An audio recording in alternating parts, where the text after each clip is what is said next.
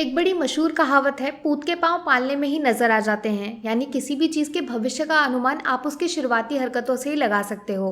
ठीक उसी तरह आज मेरी मुलाकात एक पूत नहीं कपूत से हुई, जो आगे चलकर मेरी जान का सबसे बड़ा दुश्मन बन बैठा। अंदाजा पहले एपिसोड में ही लग गया था कि आगे चलकर तबाही और बर्बादी की सुनामी आने वाली है। लेकिन क्या करें, आप लोगों के लिए मेहनत करने का ऐसा शौक चढ़ा हुआ है जिसमें मैंने अपनी आंख और कान दोनों बुरी तरह जख्मी कर लिए हैं।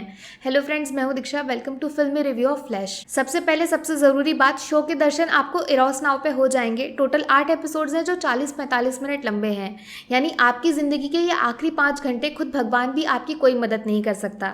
जाइए पैकिंग शुरू करिए, मैं और आप दोनों नर्क की ट्रेन पे सवार होने वाले हैं। कहानी इंसान के शरीर को बेचकर अपनी दुकान की सजावट करने वाले एक खतरनाक सेक्स रैकेट के साथ जुड़ी हुई है, जो एक शहर से दूसरे शहर हर उम्र की लड़कियों की नीलामी लगाकर उनकी सौदेबाजी का धंधा खोलकर बैठे हुए हैं। कभी धोखे की आड़ में तो कभी रिश्तेदारों को पैसे के लालच का लॉलीपॉप पकड़ाकर इन भोली मासूम लड़कियों को इस काली दुनिया में शामिल किया जाता है, जिसके बाद उनकी बची कुची जिंदगी मक्कार सनकी अमीरजादों के अजीबोगरीब शौक की गुलाम बन जाती है। इस कीचड़ भरे गटर की सफाई की जिम्मेदारी डाली गई है बहादुर पुलिस ऑफिसर राधा नौटियाल के मजबूत कंधों पर, जो बचपन में हुए एक अजीबोगरीब हादसे के बाद शरीफ की दुकान सजाने वाले मुजरिमों की दुकान पर ताला लगाने की कसम खा बैठी हैं। कहानी में ट्विस्ट आता है जब विदेश से आए एक पैसे वाले बिजनेस परिवार की लाडली बेटी अचानक एक रात शादी के शोर शराबे में कहीं गायब हो जाती है, जिसको तलाशने में पूरी पुलिस फोर्स के छक्के छूट जाते हैं। दरअसल इस किडनैपिंग का डायरेक्ट कनेक्शन जुड़ा हुआ है शहर में घिनौना धंधा चलाने वाले कुछ ताकतवर लोगों के साथ, जो पावर और पैसे के दम पर पॉलिटिक्स और पुलिस सिस्टम को अपनी जेब में कैद करके रखते हैं। क्या लगता है, राधा मैडम की हिम्मत और बचपन की काली यादें किसी मासूम लड़की के भविष्य को बेरंग होने से बचा पाएंगी,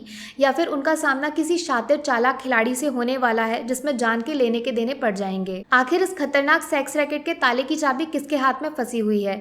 कोई पैसे के नशे में डूब चुका बिजनेसमैन, या फिर कोई सरफेरे दिमाग का साइको क्रिमिनल? लड़कियों की जिंदगी बर्बाद करने का इरादा किसके दिमाग की उपज है? और सबसे बड़ा सवाल, राधा मैडम के पास में ऐसा क्या हुआ जिसने आज उनके दिल को पत्थर से भी कठोर और मुंह पे आने वाले इश्क मोहब्बत के फूलों को पेने नुकीले कांटों में बदल दिया है? सारे जवाब मिलेंगे एरोस नाउ पे। देखो, शो का कॉन्सेप्ट काफी तगड़ा और बवाल मचाने वाला है, लेकिन शो के मेकर्स ने अपने पैर पे कुल्हाड़ी मारते हुए बकवास घिसी पिटी कहानी के दम पर पूरे शो की इज्जत सरेआम हवा में उछाल दी है। जिस दुनिया में मैं और आप रहते हैं उसमें ये खतरनाक क्राइम्स किसी भी इंसान के होश उड़ा सकते हैं, लेकिन शो के मेकर्स का फोकस इनको छोड़कर एक दूसरी सेक्स वाली दुनिया बनाने पर टिका हुआ है, जिसमें हर 5 मिनट के ब्रेक में एक अडल्ट सीन डालना बहुत जरूरी है, वरना शो मॉडर्न कैसे लगेगा। मतलब बंदा एक थ्रिलर मिस्ट्री शो देखने के मकसद से टीवी ऑन करता है, लेकिन आप उसके जज्बातों से धोखा करते हुए एक रंगीन बिना सर पैर वाली फिल्म उसके सामने रख देते हैं, जिसमें बच्चे से लेकर सीनियर पुलिस ऑफिसर दोनों की इज्जत तार तार कर दी जाती है। चलो माना कि आपकी कहानी सेक्स रैकेट के इर्द गिर्द बुनी गई है, लेकिन अगर 2 पुलिस ऑफिसर्स पुलिस स्टेशन के अंदर भी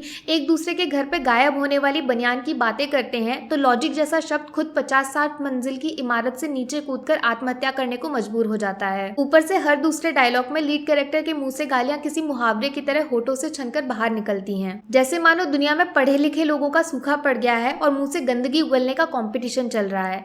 जिसकी गाली सबसे गंदी, उसको बदले में गोल्ड मेडल मिलेगा। लेकिन शरीर से आत्मा को बाहर निकालकर मुक्ति मांगने पे मजबूर कर देती है स्वरा भास्कर की जानलेवा एक्टिंग परफॉर्मेंस, जिसमें किसी भी एंगल से दूर दूर तक वो एक पुलिस ऑफिसर बिल्कुल नजर नहीं आती हैं। एक होती है एक्टिंग, फिर आती है ओवर एक्टिंग, लेकिन उससे भी ऊपर है स्वरा भास्कर का ये आंखों से खून टपकाने वाला टॉर्चर, जिसके दर्शन करने के बाद आप एक्टिंग नाम के शब्द को डिक्शनरी से हमेशा हमेशा के लिए फाड़ के फेंक सकते हो। शो में नेगेटिव कैरेक्टर प्ले करने वाले अक्षय ओबरॉय भी इस गहरे दलदल में कहीं डूब से जाते हैं। उनकी जरूरत से ज्यादा जोश से भरी हुई ओवर एक्टिंग उनके चालाक सन की कैरेक्टर को एक पागल बेवकूफ बनाकर स्क्रीन पे बाहर निकालता है, जिससे डर कम और उसके हालात पे तरस वाली हंसी ज्यादा आती है। तो यार, कम शब्दों में बोलूं तो फ्लैश एक कमजोर और बचकाना शो है, जिसका कंटेंट दमदार जरूर है, लेकिन इसको बनाने वाले इरादे रत्ती भर भी नेक साबित नहीं होते हैं, और सीरीज गुड वर्सेस इविल के नाम पर मजाक बनकर रह जाती है। मेरी तरफ से फ्लैश को 5 में से 1.5 स्टार्स, 1 स्टार सोसाइटी में चलने वाले घिनौने क्राइम्स को एक्सपोज करने के लिए, और हाफ स्टार दिल दहलाने वाले 10-15 सेकंड के मजेदार इंट्रो वीडियो के लिए। बात करूं नेगेटिव्स की, तो 1 स्टार कटेगा वही पुरानी घिसी पिटी कहानी के लिए, 1 स्टार जरूरत से ज्यादा टॉर्चर करने वाली बर्बाद एक्टिंग के लिए, 1 स्टार बिना सर पैर वाले भद्दे डायलॉग्स के लिए, और हाफ स्टार जबरदस्ती शो में घुसाए गए फालतू अडल्ट सीन्स के लिए। बाकी वीडियो में कुछ पसंद आया हो या फिर कुछ शिकायत करनी हो तो मैं आपको इंस्टाग्राम पे भी मिल जाऊंगी, वरना थोड़ा सा इंतजार करिए, मिलूंगी आपसे अगले वीडियो में। Take care, bye bye.